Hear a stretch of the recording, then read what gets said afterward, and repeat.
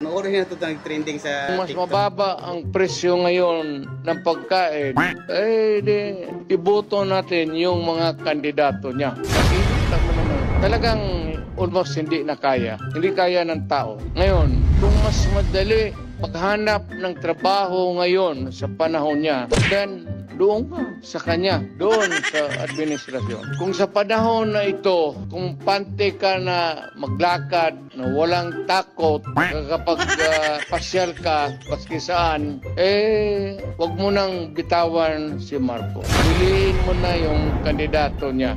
If it's easier for you to find employment or jobs now than before, then go for Marcos. Ngayon, kung bas minus yung droga at krimen, alam mo kung ako ang drogista, kung may ganoon ako, at bakit sa utak ko, bakit hindi? Total, kasama ko naman sa presidente sa kitbitan. Meron isang presidente na talagang pangako. Lieutenant Colonel Espinido, alam niyo ho ba kung nasaan si Kerwin Espinosa ngayon? Nandiyan na sa Albuera, Your Honors. Alam niyo ho ba kung na-disband na yung grupo niya? Hindi, Your Honors. Hindi pa na-disband yung grupo niya. Sa ngayon, Your Honors. So, ang buong paniwala ninyo is nag-ooperate pa rin siya? Yes, Your Honors. Do you honestly believe na hanggang ngayon malaki pa rin ang problema ng drugs natin sa probinsya natin sa Leyte? Sa Leyte ngayon, Your Honors, because Kerwin Espinosa is bumalik na. Yes. Bumalik na naman, Your Honors. Galing talaga, no? Biruin mo, nagbabalikan na sila. Yung pinaghirapan ni Tatay Digong na baliwala. Back to zero na nga, mas lalo pang lumala.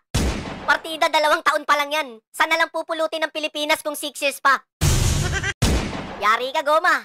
Pag hindi mo nilaban yan, masisira yung buhay ng mga kababayan mo sa Leyte. Huwag mo nang asahan tong presidente. Wala tong pake. Kaya wala tayong presidente, mga kababayan. Wala. Meron, Ben. Akala mo lang meron, pero wala. Wala. Wala. Alam mo ba, sa bawat 10 kaso ngayon, sa bawat 10, 7 ay drug-related. 7. Ngayon, malakas. Ngayon.